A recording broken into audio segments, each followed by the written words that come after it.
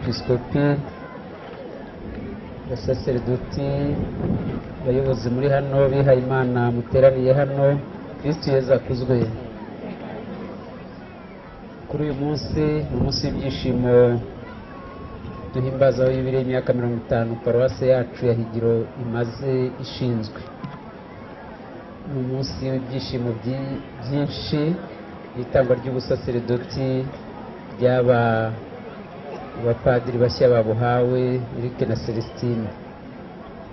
Mwese rero nkaba mbifurije ikaze muri iyi paruwase yacu ya Higiro, aho mwavuye hose mu mpande z'igihugu, abavuka hano baba nyuma ya paruwase ndetse n'inshuti z'iyi paruwase yacu. By'umwihariko rero mbere ko dukomeza ibi birori turi kumwe, twese twishimire kuba turi mu birori. By'umwihariko dukomeze tunaganire muzi n'abo turi kumwe hano mu birori twagize, kandi hari nabo tukiri kumwe, ngira ngo mbereke abashyitsi twifatanije kandi turi kumwe, nubwo hari abandi bagize gahunda zihutirwa bagahita bagenda. Nagira ngo nyiricyubahiro Musenyeri ahaguruke, abatari bamubonye neza bamubone kandi anabasuhuze by'umwihariko. Nyiricyubahiro Musenyeri.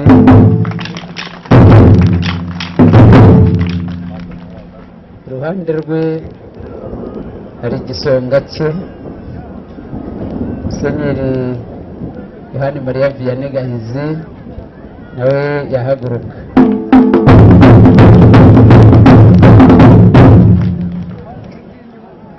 Ibumoso hirya hari umunyamabanga nshingwabikorwa w'akarere ka Gisagara, yahaguruka nawe mukamusuhuza mukamumenya mu karere.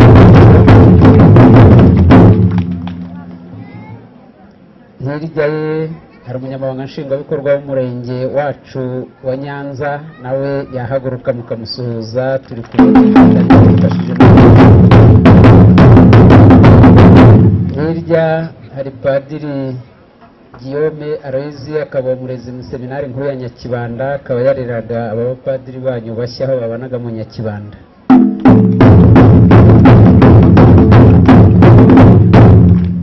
Rero murahabona abo bapadiri bashya, simbavuga noneho bazajya bivuga, nibongere bahaguruke, mubahe amashyi rwose mubishimire.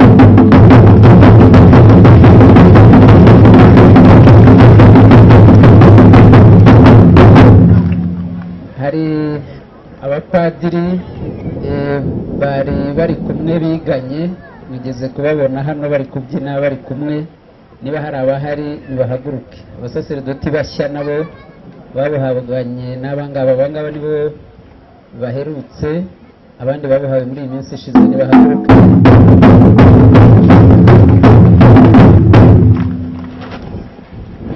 Umwe ndi Alex Bisimbi, Minisipiriyani w'Ikaramu.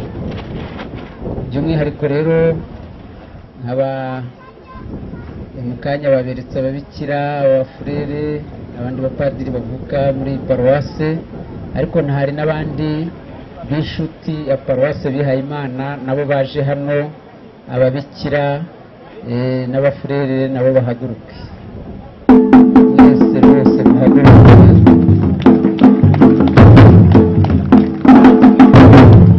Hari abashyitsi bavuye i Kigali bari benshi, umukozi wayo nawe yari ari hano, nawe numva twamushimira, adufashije muri byinshi. Hanyuma dukomeze rero, amasaha ari kugenda, ariko kandi n'ikirere kiragenda kirushaho kuba cyiza. Dukomeze tugire ibirori byiza, Imana ibafashe yubile nziza.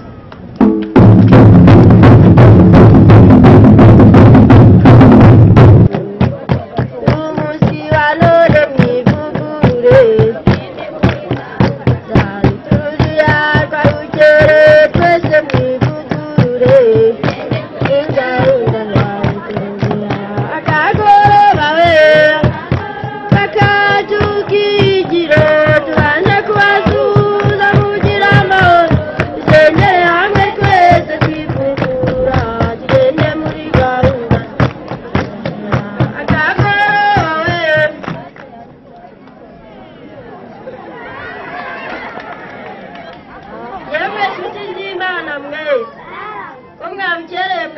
mwiteguye no kwizihiza uwuhe munsi mukuru? paruwasi yacu ya Higiro yamaze imyaka 50 ishize. Intego yanyu ni iyihe? Duhinduke twivugurura mu kwemera.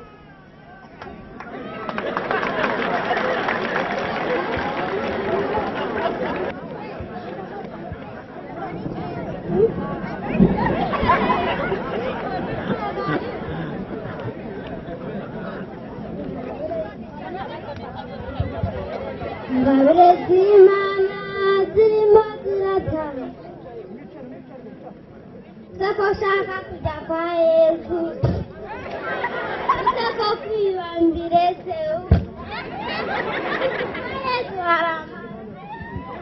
Ingabire z'Imana zirimo ziratana, ninde yiteguye ngajye kwa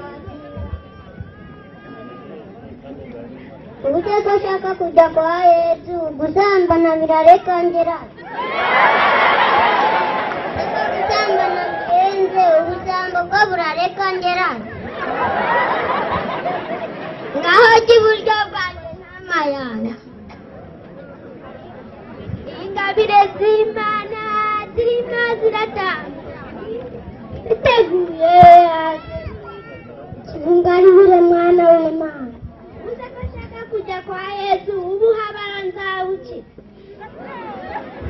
uze kubuhabara mbukize kuroga nzabi itarama yakanigende. Ingabire z'Imana zirimo ziratangwa, ninde witeguye kirungabire mwana w'Imana. Uze ko ushaka kujya kwa Yesu kwibanda biki, sako kwibambirenze ubuhabara ndabukira. Ngaho jya iburyo bwanjye ntama yanjye. Nakoze neza, nari ndwaye murandwaza, nari shonje murafungurira, nari imfungwa muza kundeba. Yakasani twebwe turajya he? Mwabivumye mwe, nari ndwaye nimwandwaza, nari shonje nimwafungurira, nari imfungwa nimwaza kundeba. Twakubonye ryari shonje Nyagasani ntitwakugaburira. Namutakareye mwe mubicishije bugufi, nijye mwabaga mutabigiri. Ibisaka Nyagasani atuyambaye.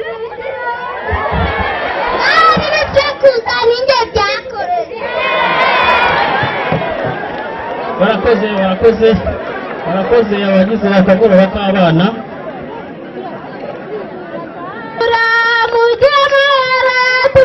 Tubaradishimani bakomeze turatashina emukazi tubaradishe Zuna Maria.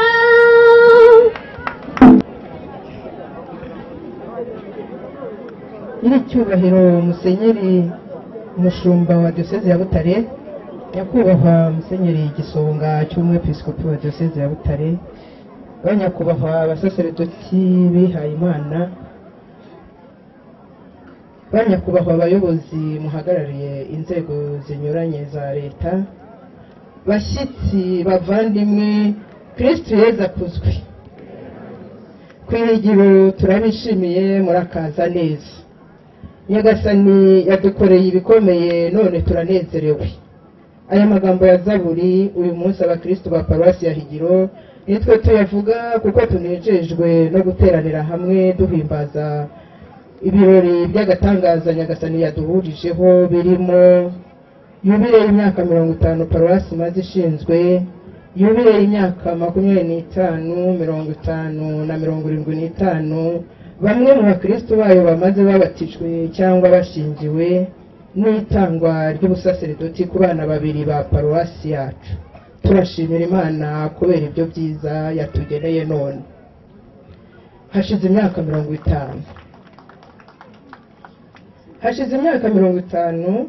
Higiro ni imwe mu maparuwasi agize Diyoseze ya Butare, iherereye mu majyepfo ya Doyene ya Kansi, yashinzwe ku itariki ya 3 Nyakanga 1963 na nyiricyubahiro Musenyeri Yohani Batista Gahamanyi, iragizwa Yosefu Mutagatifu urugero rw'abakozi. Mbere yahoze ari santrale ya paruwasi ya Kansi, igizwe na santrale enye, Ruhororo na Fugi zibarizwa mu karere ka Nyaruguru, Higiro na Rubona zo mu karere ka Gisagara. Ifite kandi sikirisare 3, Kivuru muri Nyaruguru, Gisunzu na Karama muri Gisagara. Ifite abakristo basaga gato 41,000 bibumbiye mu miryango remezo 228 n'uturere tw'ubutumwa 49. Nk'uko tubisanga mu Evanjiri ya Mariko umutwe wa 16 umurongo wa 15 kugeza ku wa 16, aho Yesu agira ati, nimugende ku isi hose mwamamaze inkuru nziza mu biremwa byose, uzemera akabatizwa azakira. Nuko byagenze n'iwacu. Abavugabutumwa aho bagereye ku ihigiro barigishije abantu bacengerwa n'ijambo ry'Imana, bahabwa batisimu n'andi masakaramento. Bamwe muri bo bahindutse abakatishiste, bigisha abandi uko imyaka yagiye isimburana. Abakristo bariyongera kugeza n'ubu. Ubwo paruwasi yashingwaga habatijwe abakristo 116, hashingirwa ingo 9. Baba abasaseredoti basimburanye muri paruwasi, baba barayiki, bose biyemeje kurwanirira Kristo n'imbaraga zabo zose. Byageze aho tubona n'ababikira b'abasomusiyo baza kunganira abapadiri muri gahunda zitandukanye, ariko bose bagamije gukemura ubusho bw'Imana. Imbuto zasaruwe ku murimo bakoze zatumye hatangira kuboneka abasore n'inkumi biyegurira Imana mu bafurere n'ababikira. Ubuhigiro isigaye yibaruka n'abasaseredoti. Abo bose batumye ku ihigiro hera imbuto nziza, baba bakiri ku isi n'abatagihari. Uyu munsi Nyagasani Yezu arabahumuriza agira ati, abanyishe mu ijuru. Ariko ntabyera ngo de, Sekibugu birumafu mu ngano ntiyaretse n'iwacu. Kimwe n'ahandi mu gihugu cyacu, bamwe mu bakristo birengagije itegeko ry'urukundo, maze bakora icyaha cya jenoside yakorewe abatutsi mu 1994. Abandi bakristo b'inzirakarengane baricwa. Ariko buhoro buhoro abayobozi ba Kiliziya babinyujije mu nyigisho n'ubutumwa bwihariye na Komisiyo y'Ubutabera n'Amahoro, bafatanyije n'inzego za leta kongera kubanisha neza abatuye paruwasi yacu. Ubu abakristo barabana mu mahoro. Nyiricyubahiro Musenyeri, tumaze umwaka twiteguriye yubile twizihiza none mu nsanganyamatsiko igira iti, duhinduke twivugurura mu kwemera. Turabashimira abasaseredoti mwatwoherereje ngo dufatanye urwo rugendo twarimo. Babihuje n'umwaka wo kwemera, bafashije abakristo kurushaho kwivugurura mu kwemera, cyane cyane ko abanyahigiro batagoye mu kumvira ababayobora mu byiza. Havuguruwe imiryango remezo bijyanye n'imiturire mishya isabwa n'abayobozi b'igihugu, kuko wasangaga hari imiryango remezo yimutse aho yahoze, indi ikiyongeramo ingo nyinshi. Ubu imikorere yayo irashimishije, kuko ingo zigize zaregeranye cyane, ku buryo guhurira mu muryango remezo bisigaye bikorwa mu rukerera. Nta mukristo uragira indi gahunda ajyamo. Amasaha yo gukora agera barangije isengesho. Abashaje n'abanyantege nke baregerewe, kuko abasaseredoti babasangaga mu miryango remezo yabo, bagasomerayo misa ya saa 12 za mu gitondo, bagahabwa n'andi masakaramento bakeneye. Rimwe mu mezi 2 abakristo bitabiriye ari benshi guhabwa umugisha ugenewe buri cyiciro: abashakanye, abatwite n'abana. Abakristo kandi bitabiriye inyigisho zatumenye Bibiliya. Amasengesho asanzwe hiyongeyeho umwaka wo kwemera n'ibyari ya paruwasi mu mashuri, mu miryango remezo, iya Gisiyo Gatolika no muri Kiliziya. abakristu bitabiriye ku buryo bugaragara gahunda yo kwitungira paruwasi nk'uko bari babikanguriwe na Musenyeri Gisonga cy'umwepiskopi ubwo yasuraga paruwasi yacu mu minsi yashize. Ubu buri cyumweru hari gahunda y'amaturo y'imiryango remezo kandi birabitabirwa ku buryo bushimishije. Abakristu bitabiriye gahunda yo gutanga inkunga yo gutunganya amacumbi y'abapadiri banatanga umuganda uko bashoboye. Inyigisho zituma abakristu bivugurura zaratanzwe mu byiciro binyuranye bikozwe n'abasaseredoti n'abarayiki bahagarariye abandi mu byiciro bitandukanye. Muri rusange hakozwe byinshi twishimira uyu munsi. Mu banezerewe none harimo n'abakristo bizihizaga yubile y'imyaka 25, 50, 75 babatijwe cyangwa bashingiwe. Babaye indatezuka ku masezerano yabo, nyamara ntibivuze ko nta bigeragezo bahuye nabyo, ariko bahamya ibirindiro mu kwemera. Tubifurije yubile nziza, mukomeze kuba indahemuka kugeza igihe muzahurira n'uwabatoye. Ubusaseredoti kwihigiro. N'icyubahiro Musenyeri, mu bitunejeje uyu munsi harimo n'itangwa ry'ubusaseredoti. Abakristo bahigiro bishimiye ko mwemeye gutangira iryo sakramento iwabo. Mwabyariye Kiliziya impanga. Tubahaye impundu.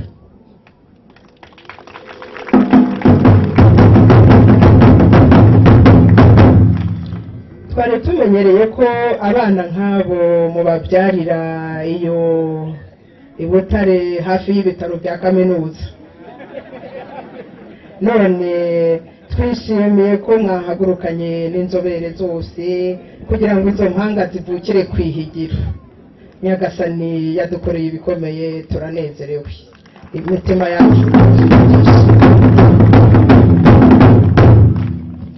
amateka y'ubusaseredoti kwihigiro yabayemo ubuhanuzi butangaje, ariko ahinduka amateka matagatifu. Abigishije ijambo ry'Imana ntibahwemye kwifuza ko kwihigiro havuka abasaseredoti, ariko abenshi bagiye batabibonye. Byageze aho bavuga ko kwihigiro ari nk'ubutaka bw'agasi gutera imbuto zishamaje. Niyo habonekaga umwana ujya kwiga mu iseminari, Higiro yagiraga iti ntabo menyereye ivuga abapadiri. Ariko aho Imana ishakiye iraguha. Nyuma y'imyaka 33 paruwasi ishinzwe nk'iyo Yezu yamaze ku isi, ubuhanuzi butangaje bwari bwaranyujijwe ku mubyeyi wise umwana we ntabumenyereye mu Kinyarwanda. Uwo ni we Imana yabwirije kumwita Emanueli, bivuga Imana turi kumwe. Imana turi kumwe rero, amateka y'uwo mwana niyo yahindutse matagatifu, kuko ari we wabaye umupadiri wa mbere w'iyi paruwasi.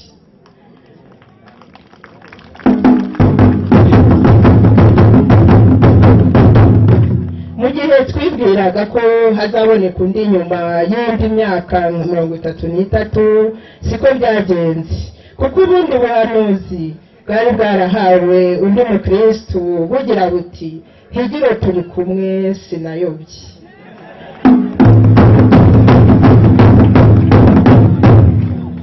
Ubwo buhanuzi bwabaye amateka yo kwibaruka Padiri Edouard Sinayobye.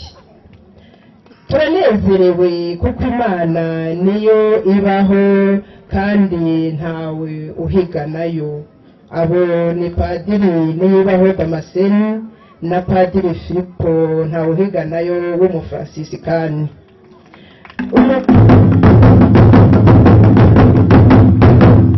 Umukristu wahanuye ati ndi ku Mana, nkunda Imana, niwe wibarutse Padiri Anastase. Ubuhanuzi bw'uyu munsi buragira buti higiro Imana iraguha ndi ku Mana.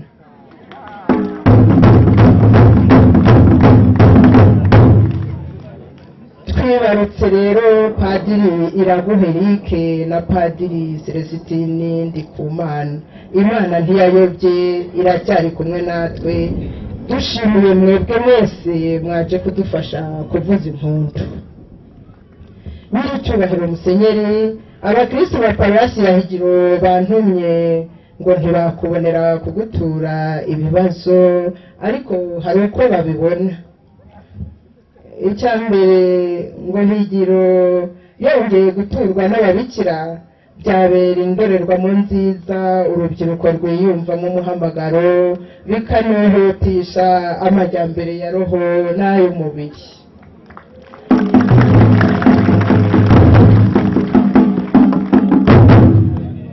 Icya kabiri, tujya twumva ko mwagiriye uruzinduko rw'iminsi itari umwe ku Ihigiro mu yandi maparuwasi. Nyiricyubahiro Musenyeri, impamvu yatumaga ku Ihigiro bidashoboka twarayikemuye, natwe muratugira umwihariko, nibwo twagira icyo tubabaza. Icya gatatu, abakristo kuri uyu munsi wa yubile bifuje kubaha urwibutso rw'iyo yubile mwabafashije kwizihiza. Nagira ngo abayifite batambuke tuyibashyikirize mu izina ry'abakristo ba Paruwasi ya Higiro. Abantu bateguye impano ya Musenyeri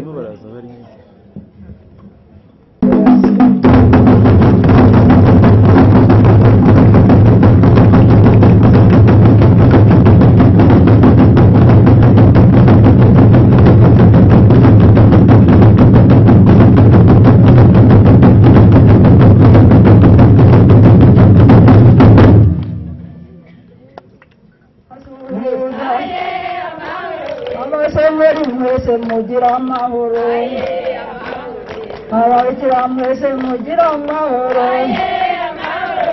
tubasoza mugira amahoro. Komera Higiro ushyigikiwe n'Imana, Paruwasi yacu imbere.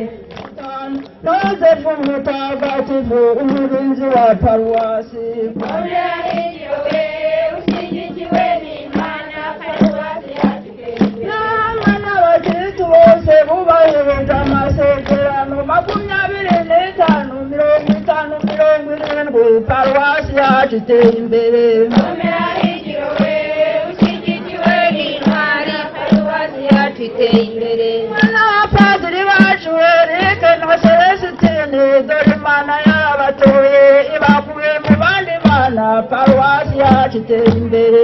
Komera Higiro ushyigikiwe n'Imana, Paruwasi yacu iteye imbere. Mugenda amahanga yose muvuge inkuru nziza, abazemera mubabatiza, abatazemera mubasabire, Paruwasi yacu iteye imbere. Komera Higiro ushyigikiwe n'Imana, Paruwasi yacu iteye imbere. Paruwasi yacu iteye imbere, twabyaye imfura n'umuheto, twabonye n'umuheture, umubare wabo 5 none babaye 7, Paruwasi yacu iteye imbere. Komera Higiro ushyigikiwe n'Imana, Paruwasi yacu iteye imbere. Mazima tukiri tuwatoye intumwa 12, atora Petero umutware, niko kwageza inkuru nziza ingera ku mupaka w'isi, Paruwasi yacu iteye imbere. Komera Higiro ushyigikiwe n'Imana, Paruwasi yacu iteye imbere. N'abapadiri n'abasenyeri iyo bahagaze mu kirizi, abaheza babarimbe, abakirisitu babakikije, Paruwasi yacu iteye imbere. Komera Higiro ushyigikiwe n'Imana, Paruwasi yacu iteye imbere. Abaheza kabitororo gatera uri mu ijuru, twese tukabikiriza badusabira ku Mana, tugatanga ibyishimo, Paruwasi yacu iteye imbere. Komera Higiro ushyigikiwe n'Imana, Paruwasi yacu iteye imbere. Paruwasi ya Higiro, ramba Paruwasi mwese, abapadiri mwese, abasenyeri mwese, abashyitsi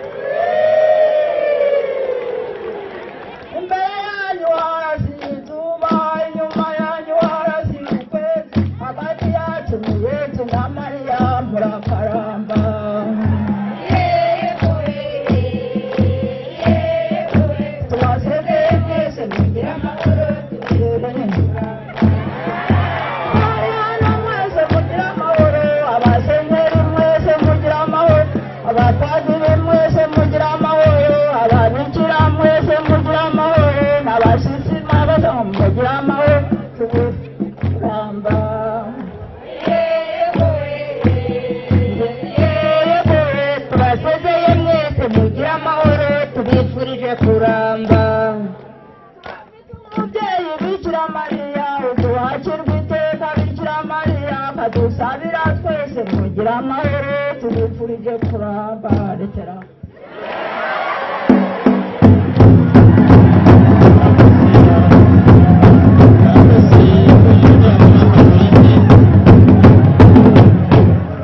Musenyeri umushumba wa diyosezi yacu ya Butare mu Kabugu mureberera na Gikongoro, nyakubahwa igisonga cy'umwepiskopi wacu wa Butare, nyakubahwa umushyitsi mukuru uhagarariye leta muri ibi birori, ba nyakubahwa abasaseridoti mwese twifatanije kuri uyu munsi, bihaye Imana mwese muri aha, ba nyakubahwa abayobozi b'inzego bwite za leta, ingabo na polisi, bashyitsi bahire bakristo bavandimwe mwadushyigikiye. Kuri uyu munsi duhimbaza ibirori bya yubile ya paruwasi yacu hamwe n'ingabire y'ubusaseridoti twahawe. Ntibitworoheye kubona ijambo umuntu ageza kuri iyi mbaga, ariko mu nyemerere byose bihinire mu nshinga ebyiri gusa, ari byo gushimira no gusaba. Mu by'ukuri bashyitsi bacu bahire, natwe bavandimwe ba Kristo ba paruwasi Higiro, turabashimira mu izina ryanjye bwite no mu rya mugenzi turi kumwe aha, ko mwatubaye hafi kugeza ubu. Hari ugushimira Imana mbere ya byose, iyo yaturemye ikayobora intambwe zacu, ikadutegurira kuba mu mugambi wayo wo guhuza abantu nayo. Hari ababyeyi bacu dushimira, abariho n'abatakiriho, ko badukomeje mu buzima twanyuzemo. Hari umwepiskopi wacu ukitwitangira kugeza n'ejo hacu hazaza kandi muri byinshi. Hari n'abandi mwese mwaduhaye ubumenyi n'uburere ngombwa kugira ngo gushaka kw'Imana kuzurizwe muri twe. Hari kandi n'abadusigasiye n'abaduteye inkunga kugeza mu ishyirwa mu bikorwa ry'ibi birori twijihije uyu munsi. Mwese uko buri wese yitanga, tubashimiye n'umutima wacu wose, kandi Imana ibahere umugisha.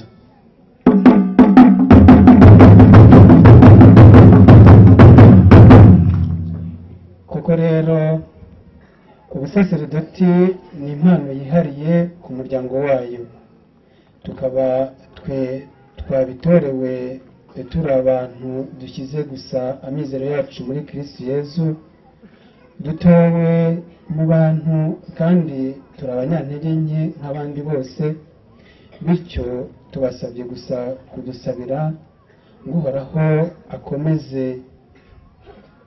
Uhoraho akomeze kutwigisha inzira yo gushaka kwe, kugira ngo tuyikomeze kugera ku ndunduro.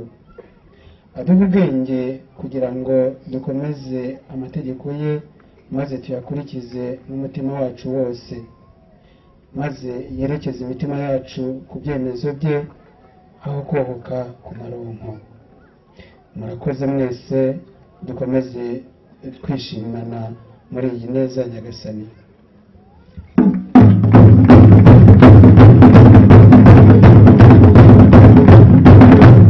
Mahirwe, mbega umunsi uteye ubwuzu, mbega umunsi usumba iyindi, mbega umunsi utagira uko usa, mbega umunsi uhuruza amahanga, mbega umunsi wuje urukundo. Higira hirwa ugira amahirwe, higira hirwa ugira ababyeyi, higira hirwa ubyara neza, higira hirwa wabyaye impanga, higira hirwa ugira abapadiri bakuyoboye neza mu bwitange. Amahoro n'impundu byagusaze, amahoro iwacu aganze iteka, kuri uyu munsi mbona udasanzwe yuko yibarutse izo mpanga zuje ituze ubuhanga n'ubushishozi. Si amashyengo ngo turashyenga, si n'amabanga twe duhanga, ahubwo ni wa munsi mpuzamahanga udukoze mu nganzo ngo duhange, tukuvuga ibyiza n'ubuhanga. Bana bacu namwe bahanga, mukore mu nganzo maze duhange, dutake uwo mubyeyi duhuruza amahanga, duhuze ubuhanga dutake iryo hanga, duhangamure icyasha nk'abagihanga. iyi yubile natwe dushima y'imyaka 50 tunishimye, twibuka ibyiza tunishimira, twakoreye Imana turanayishima, tunigira inama biranadushimisha. Hari abayimaze bavutse, hari n'abayimaze batubyaye, hari n'abayimaze bakomeye mu kwemera, hamwe muri abapadiri batangiye kutugira inama ubudahwema. Twanze gucurika ingoyi ngo duceceke, kandi uwo mubyeyi aducumbagira ducigatiye, aho guceceka ngo tubicumbikire, ahubwo twicare mu gacaca ducoce, tuvuge amateka ntacuraburindi. Reka dushime n'abamisiyoneri bo bazanye kiliziya hano iwacu, aho duhurira nk'abakristu tugafatanya kwambaza Kristu, tugasenga Imana nta buryarya. Muri 900 mureke mbabwire nibwo abamisiyoneri bazaga i Rwanda bagashinga paruwasi ya mbere Save, ubwo ubukristu mu Rwanda burinikije, babona uko basingizanya gusingizwa. Ubwo bakomeza nk'abamisiyoneri bashinga yandi wa paruwasi, nibwo bageze hirya ya Kansi bashinga paruwasi ya Kansi, ubwo higirinduka Sikirisari ariko yaje kuba santrale. Itaratu gatatu higirira hirwa, ubwo umushumba atabara intama, ubwo iraci wa paruwasi ariyo yubile twizihiza uyu munsi y'imyaka 50 ya paruwasi. Mubyeyi tukuvuga ibyiza se, ubutwari se cyangwa uburanga, uduhaza umunezero, ibikorwa byawe biratunezeza, ntituzigera tuguhara. Nyuma y'iki gihe mvuga ahangaha, umubyeyi twemera kandi dukunda yiswe ingumba bishyira kera, yiragiza Imana ubudacogora, ubwo umucunguzi udaciye bacungura intama. Kera kabaye iribaruka, imfura ya mbere ibe Manuel, bati ngo Imana iri kumwe natwe, koko ngo Imana iri kumwe natwe, yiduhaye imfura idafuha. Ubwo Manuel arahasesekaye, abona Imana n'impuhwe zayo, arayisaba ngo imususurutse, imuha buheta bumususurutsa, ubwo imusendereza ibyishimo, atewe n'umususurutsa niyubaka. Ubwo Franciscani barahaserutse, Filipo mwumva arikiriza, ati karamenya Gasani nanjye ndaje, ngera ikirenge mu cyabo bavandimwe, bo babonye inzira igana iwawe. Nuko Anastaze ntiyatangwa, aramya Nyagasani ubutitsa, arashinjagirwa ashima Imana, yimuhaye gushengerera iteka, ababaye umubyeyi ishimwa, none dore ubu Kiliziya irashima.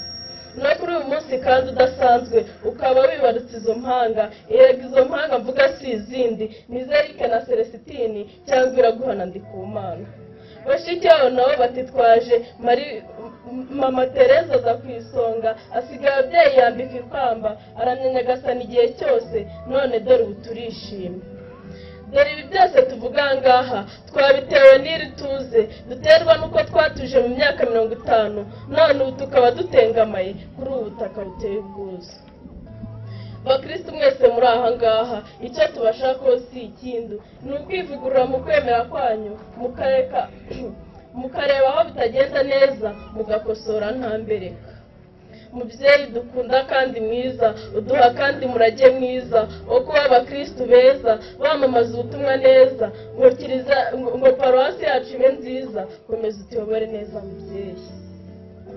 Si ibi gusa hari n'ibindi birondeye bwacya bukira, ko uyu munsi utagira ukusa, tutawugereranya n'indi minsi bihuje itariki n'uyu nguyu. Reka nsiga ariko sinaguza, ndasiga nsiga mubyeyi ntasobanya, ndasoza musindagiza musaba ngo adusabire iteka kwa Nyagasani, guhora dusenga dusabirana, gusoza neza duhahirana, mu gusoza dusezera iby'iyi si, kuko ari naryo sezerano twasigiwe na Nyagasani, maze aho turi hose ijambo kwa jambo tuzagira ijambo. Yarushinjagiranye ishema n'isheja imbere y'abamushagaye, usiganye ubuhanga ibihangange bigasigara bisigana. Usa na Satronike mugira amahoro y'Imana. Iyo myaka mwatsinzwe twese twemera.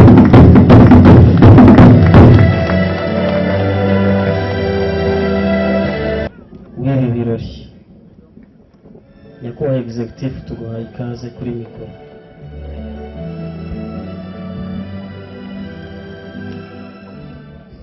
Icyubahiro Musenyeri umushumba wacu wa Diyoseze ya Butare, nyakubahwa igisonga cy'umwepiskopi, basaserdoti bihaye Imana, bayobozi mu nzego zitandukanye, ari inzego bwite za leta ndetse n'inzego z'umutekano. Nagira ngo nanjye muri uyu mwanya bashimire ibi birori by'imyaka 50 paruwasi yacu ya Higiro yijihije imenye Yezu Kristo, yakiriye ivanjiri. Ni umunsi mwiza rero, mbona yuko abakristo twese twabukereye. Kabanza nkabwira nti Kristo Yezu akuzwe.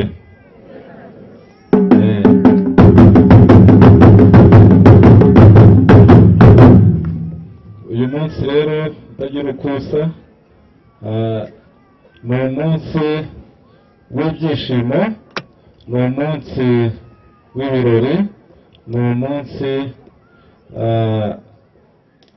tudashobora kwibagirwa mu mateka yacu hano muri paruwasi yacu ya Higiro, kuko biri n'amahere nk'uko byakomeje kugaragazwa mu mbyino, mu mivugo. Twongeye twibaruka kandi impanga zacu ziri hano, ari Eric, ari Celestine. Nagira ngo rwose bakristo bavandimwe twongere tubaha amashyi, tubishimire, kuko nibaze mubahe amashyi.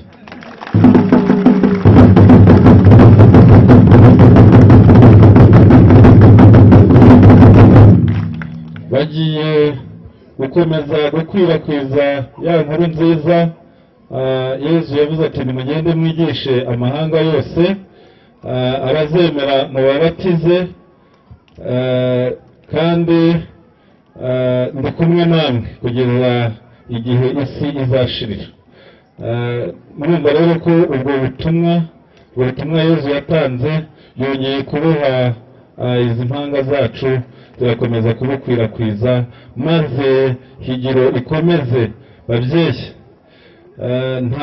ntabwo turengereje kuri aba ngaba, ahubwo dukomeze tubyare abapadiri, tubyare abihaye Imana, kugira ngo inkuru nziza koko ya Nyagasani dukomeze tuyamamaze hirya no hino, maze muri bwa bwami bw'Imana twese tuzagereyo, ntituzamere nk'abana hano badukiniye agakino keza, bagaragaza batese ati yeko nakoze nabi, biragenda gute? Hanyuma mwabonye ko bamwe Yezu niwakinaga nka Yezu yabashyize iburyo, abandi ati nimugende mwabivume mwe. Ndatekereza ko hano Ihigiro ntabwo ariko tugomba kumera, ahubwo twese tugomba kujya iburyo bwa Yezu, kuko dufite ababyeyi, dufite abihaye Imana, dufite abantu bo kutubwiriza, bo kutubwira ubutumwa bwiza. Kandi ndabizi neza yuko Imana yaturemanye ubwenge, iduha gushishoza, iduha umutima, tuzi guhitamo icyiza n'ikibi. Ni mucyo rero duhitemo icyiza, maze murebe ngo imigisha iradusesekaraho, maze tukazishimana na Yezu ubwo tuzaba turi iburyo bwe. Numva rero ntabwo nshaka kuvuga byinshi, kwari kugira ngo mwese mbabwire ngo mugire yubile nziza, yubile y'imyaka 50, maze dukomeze twogeze ingoma y'Imana, twogeze duhindure imitima, twivugurure nk'uko insanganyamatsiko y'iyubile nabonye yabivugaga. Maze mu gihe nanone cy'imyaka 75 paruwasi yacu izaba nanone yizihiza nyine yubile y'imyaka 75, tuzaba tumaze kurunguka izindi mbuto nyinshi kandi nziza. Numva rero mu gusoza kwanjye nta nubwo nabura no kubabwira yuko Imana yadutoreye bano basaserdoti bagiye kuba abayobozi bacu mu kwemera, badutoza ukwemera. Ariko kandi nanone hari n'abayobozi duteganya gutora ku itariki 16 z'ukwezi kwa cyenda. Nubwo ubuyobozi bwose butangwa n'Imana, icyo bakristo icyo nabasaba nuko ku iyo tariki 16 twese tuzazinduka tukajya maze Imana ikatuyobora, tukajya kwishyiriraho ubwo buyobozi, nta n'umwe usigaye, nta n'umwe keretse wenda bafite ikibazo cy'uburwayi ariko ni atarembye cyane, abantu banashaka twanamuheka numva nta kibazo cyagombye kuba kirimo. Numva rero mwese bashimiye nyiricyubahiro Musenyeri umushumba wacu wa diyosezi ya Butare, bakristo bavandimwe, dukomeze tugire yubile nziza kandi Imana iri kumwe natwe. Mugire Yesu na Mariya murakoze.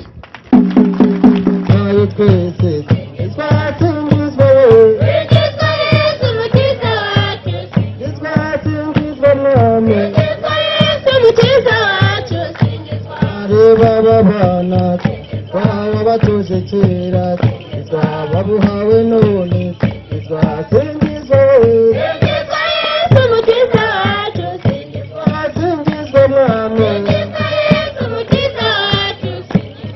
ubusaserdoti n'ubutumwa bwiza twigisha gusenga twasingizwa mwami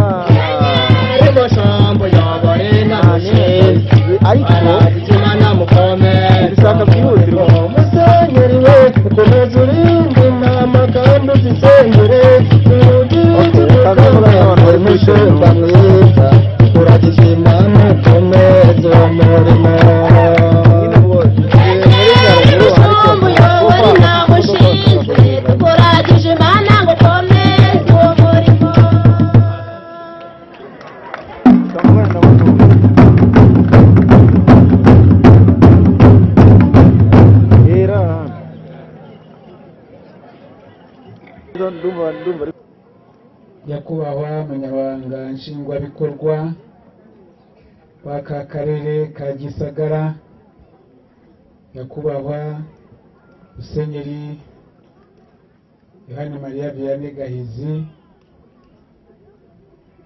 basaserdoti bose mwese muri hano biyeguriye Imana,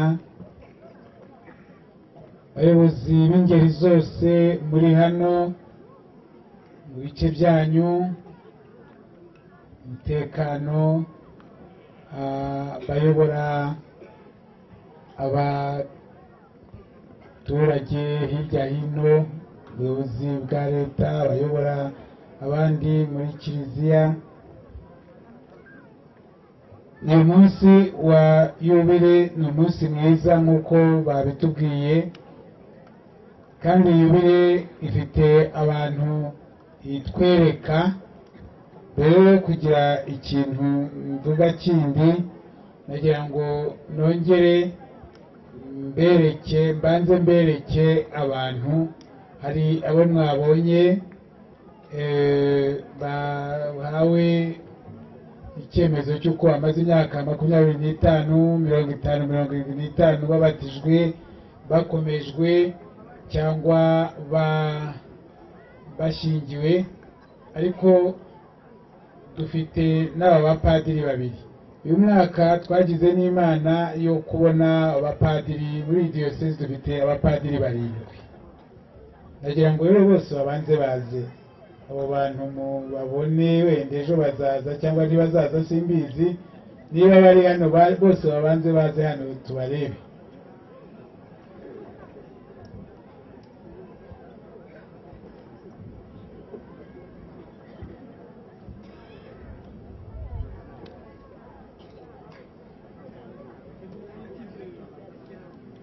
Ntacyo bitwaye, nshobora uriya hari n'abagenda inyuma y'abandi. Uyu hepfo uje nyuma, kuko numvise abantu babyibaza, yitwa Padiri Clement. Andi mazina murambabarira sinyazi yose, ntibarambirwe. Clement ntibarambirwe. Haruguru ye ni Jean de Dieu, we niwe muri paruwasi ya Mugomba wa mbere. Hanyuma Jean de Dieu abantu bashaka niwe muri paruwasi ya Kiruhura. Hakurikiraho Padiri Cypriani ya Karemi. Ubwo amadini ya Karemi yose nuko babimbwira. Nimukeke yuko Nyaza Padiri Cypriani ya Karemye, we niwe muri paruwasi ya Karame. Ibyo ndabizi. Hanyuma hakaba Padiri Alexis Nkurunziza, uwo muri paruwasi ya Simbi. Hanyuma hari Padiri Celestine, uyu nguyu ntabwo nirwa mvuga paruwasi murayizi, na Padiri Theogene Ishimu wa Mungu. We akomoka muri paruwasi ya Rukomo muri diocese ya Byumba. Hanyuma rero hakaba na Padiri Eric, nawe sinirirwa mvuga irindi zina naho akomoka. Ure twagize Imana, ni umugisha w'Imana kugira abapadiri 7 icyarimwe. Nagira ngo tubishimire Imana.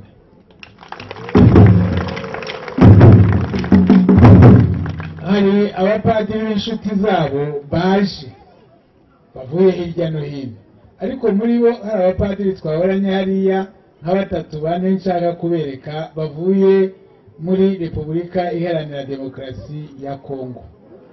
Nagira ngo baze hano nabo. Ikinyarwanda baracyumva, turabizi.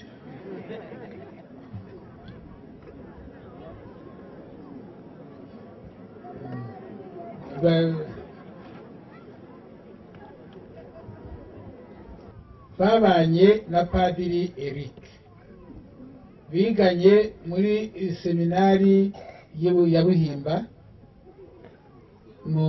muri diocese ya Goma. Nyuma uyu munsi baje mu birori bya mugenzi wabo nagira ngo nababereke kuko akenshi mwabonye bo bavuye kure ndakeka ari byiza kubamenya bo yitwa Padiri Gislain Ruhito, Etienne Nsengiyumva, Jean Baptiste Bahati.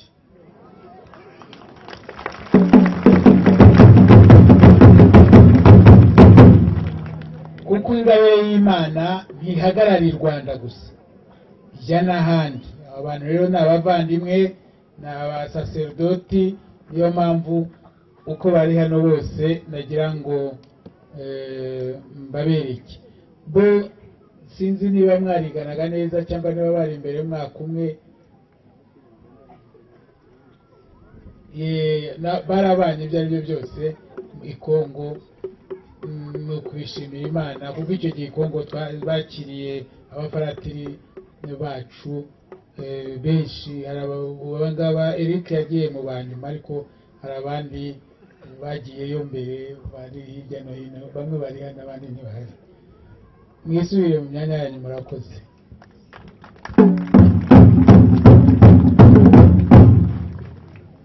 N'umusenyeri wabo ni umuntu tuziranye kuva kera, musenyeri wo kuri Goma. Yewe turi n'abanyeshuri twiganye i Roma,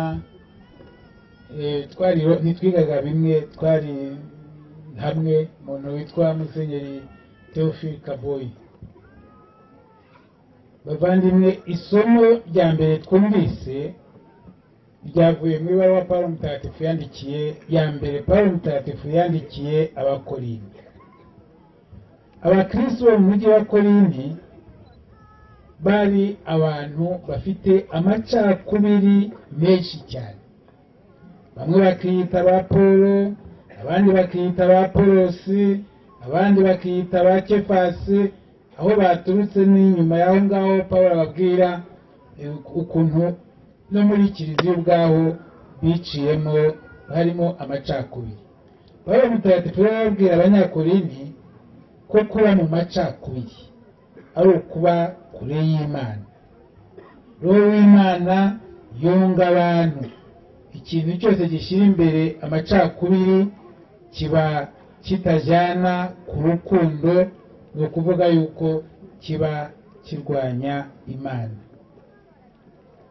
Umurimo wo kuyobora muri kiliziya, aba bapadiri bagiyemo, abapadiri bafatanya n'abepiskopi kuyobora kiliziya, ni umurimo wo gutuma abantu bunga ubumwe, wo kujya hamwe, no gutuma bakora imirimo yabo muri kiliziya. Ntabwo ari umurimo wo gutuma bashaka kuyobora abo bantu kubabera abatwari. Yezu Kristo ndetse aratubwira yuko abayobora abandi, intumwa ze, abasaserdoti, bagomba kuba abagaragu. Ntabwo rero babereyeho kugaragirwa, ahubwo babereyeho kugaragira abandi. Uwo murimo utuma kiliziya Yezu Kristo abereye umutwe, ishobora gutuma buri wese noneho amenya aho ashyira ibikorwa bye, amenya uko abaho mu nshingano mu byo yiyemeje, kuko buri wese muri twe afite inshingano muri kiliziya. Roho w'Imana rero asaba buri wese kugira akamaro muri iyo kiliziya, mu miryango remezo, mu miryango ya Gisiyo Gatolika, mu bikorwa bindi bikorerwa muri paruwasi. Buri wese yagombye kwerekana akamaro afitiye umubiri wa Kristo, afitiye umuryango wose w'Abakristo, kuko buri mukristo ari intumwa. Buri wese muri twe Imana imufitiye umugambi, afite ubutumwa ahabwa n'Imana agomba gushyikiriza abandi. Kuba padiri ni ukumva Imana ikubwira buri gihe iti ntabwo ubereyeho wowe ubwawe, ubereyeho kiliziya, ubereyeho ugukira kw'abantu. icyo ushyira imbere rero ntabwo ari ibitekerezo byawe cyangwa ibyo wumva cyangwa abo wishimiye. icyo ushyira imbere ni ukubaka ubumwe bwa kiliziya. na Kristo aratubwira ati nk'uko data yantumye nanjye ndabatumye, mbohereje mu bantu kugira ngo mwite ku gukira kwabo. Ivanjiri yatubwiye, ndabivuga mu magambo make, yatubwiye uko izo ntumwa zimeze. icya mbere yatubwiye ni uko yahamagaye abo yishakiye. Imana ihamagara uko ishatse. ntawe ushobora kuba padiri ku ngufu ze. ntawe utoranya umurimo wo kuba padiri nk'uko yatoranya undi murimo. ni Imana iguhamagara ikagutuma, ibyo bigatuma n'ubuzima bwawe buba bwiza kuko uhora urangamiye Imana. abo bantu rero Imana ibatorera kugira ngo babane nayo, kugira ngo ibatume kwamamaza inkuru nziza, ibahe n'ububasha bwo kwirukana roho mbi uko twabyumvise. icya mbere Yezu Kristo asaba intumwa ze ni ukubana nawe kugira ngo zimumenye, zumve neza ubutumwa yahawe n'Imana. kubana na Yezu bivuga kumuba hafi, kugumana nawe, kuba iruhande rwe, kumwumva avuga. Yohani Mutagatifu aravuga ati atubamo natwe tukamubamo. uko kubana na Yezu nizo mbaraga z'ubuzima bw'umusaserdoti. iyo abantu bareba, wenda wakumva uwo muntu rimwe na rimwe akorera ubusa, ariko ibyishimo bye bituruka ku Mana. imbaraga zacu za mbere nizo kuba hamwe n'Imana mu bitekerezo, mu masengesho, mbese gutuma tubaho nk'abantu b'Imana. kugira ngo abatume kwamamaza inkuru nziza, abaha n'ububasha bwo kwirukana roho mbi. ni ibintu bibiri. kwamamaza inkuru nziza ni ukwigisha ijambo ry'Imana. kwirukana roho mbi ni no gutanga amasakramentu. ibyo ngibyo nibyo bigize umurimo w'umusaserdoti. mu buzima bwa buri munsi iyo mirimo ikorwa ku buryo butandukanye. hari uburyo bwinshi bwo kwigisha ijambo ry'Imana mu kiliziya, kwigisha agatigisimu, kuganira n'abantu. ukwemera guturuka ku ijambo ry'Imana twumvise tukarishyira mu mitima yacu.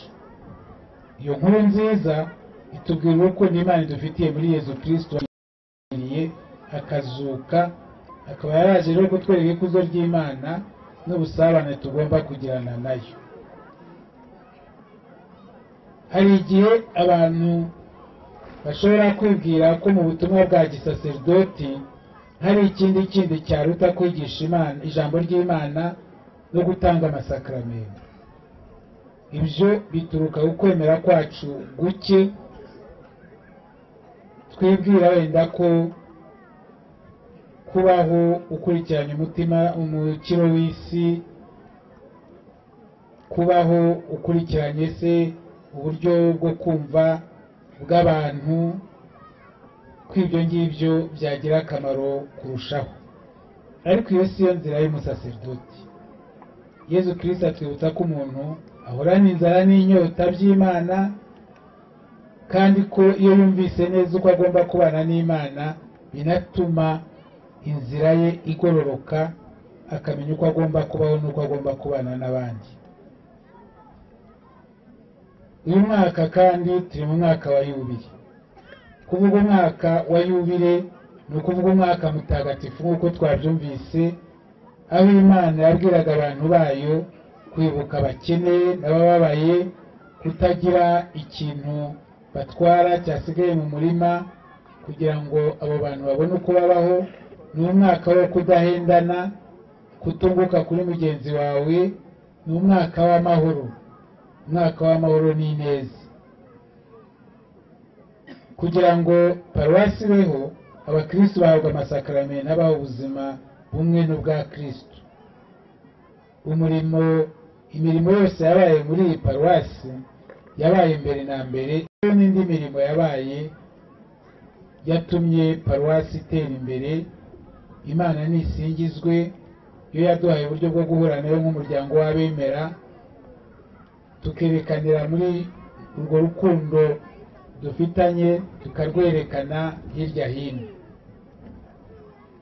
Ikindi kandi turashimira Imana kubera ko buri mukristo nyawe ari impano y'Imana. Kuko rero buri mukristo wese, mbere yo kuba wa muntu tubona wenda udufasha, wa muntu tuzi duturanye, buri mukristo wese ni impano Imana yohereza kwamamaza amabanga yayo y'ineza.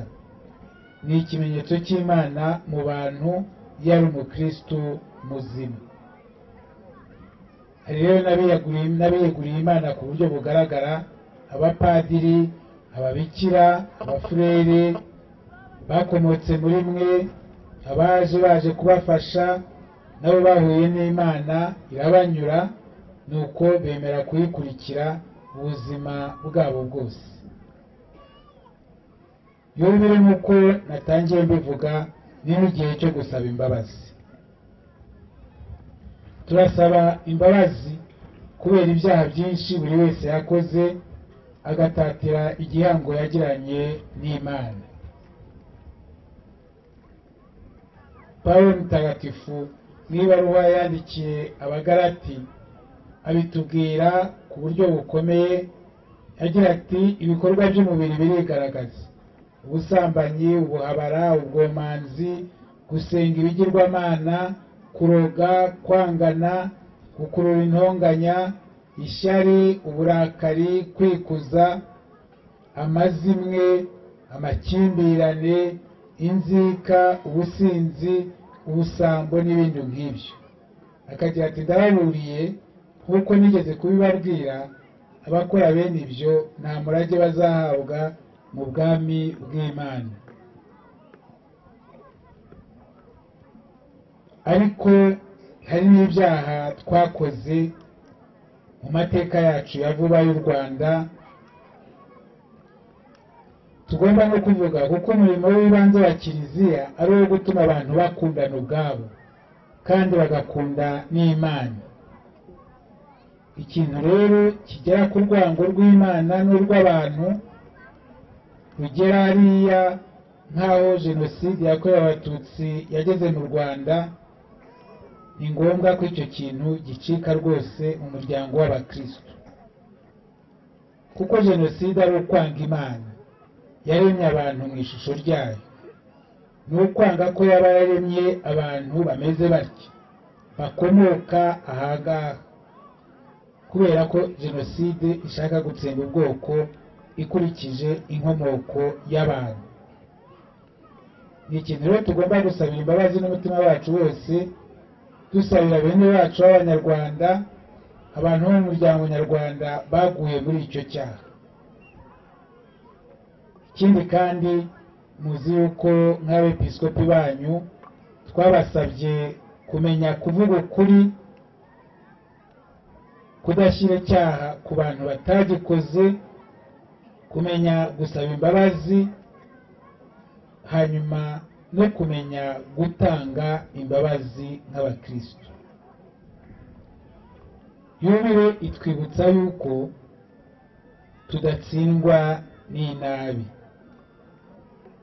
itwibutsa yuko tugomba rero kwivugurura nk'abakristo. Tuvuga kenshi ibijyanye n'imirimo mu miryango remezo, ku buryo imiryango remezo iba ahantu hagaragarira ubuzima bw'Imana muri twe. Tugomba rero gufata ingamba zituma tubana kivandimwe, tukarenga ku bibazo byose byatewe n'amateka mabi twanyuzemo: ibibazo by'amoko, ibibazo by'urwango, by'ubugome ku mutima. Ibyo byose twumve ko tudashobora kubana nabyo mu mutima ngo tuvuge ko turi abakristo. Yezu Kristo aduhamagarira kurokorwa no gukira icyaha. nitureke Imana itwigarurire uko Pawulo mutagatifu abitubwira.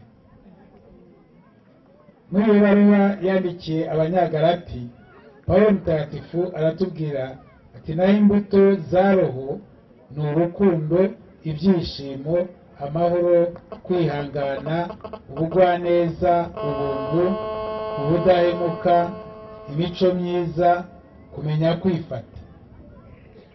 Abakristu babambye ku musaraba imibiri yabo n'ingeso mbi ndetse n'irari. Niba rero tubeshejweho na roho, nituyoborwe na roho.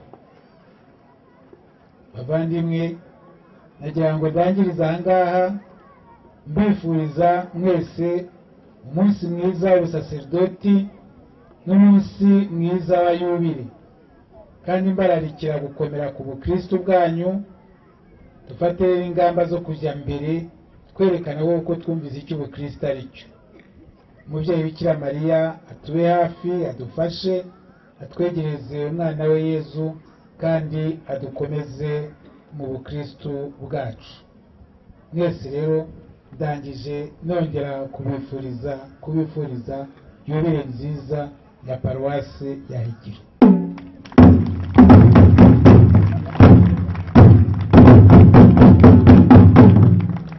Yari yaduteganyirije, tugiye kwerekeza mu icumbi ry'abapadiri b'iyi paruwase muri presbytere. Nari navuze ko ari muri kuva, ubwo nyine ni inyota dufitiye abamasera rwose bazatwegere, murumva ko turabakeneye cyane. Noneho rero protokole iraza kudufasha kuyobora abashyitsi aho twabateganyirije. Murakoze. Kunda Imana y'amahoro, Imana y'ineza ibe mu mutima wa buri wese muri mwe. Iha amahoro buri wese, ibaha amahoro mu mitima yanyu, ibaha amahoro mu ngo zanyu, ibaha amahoro iwanyu, mu turere murimo, mu bantu mubana. Imana ibane na buri wese, ibaherekeze, kandi ikomeze itume umutima wanyu wishimira kuba abayo. Ushobora byose naduha umugisha, Imana Data na Mwana na Roho Mutagatifu. Ariko ibyo navuga ku babikira kugira ngo bagire amahoro, turabareka bagende.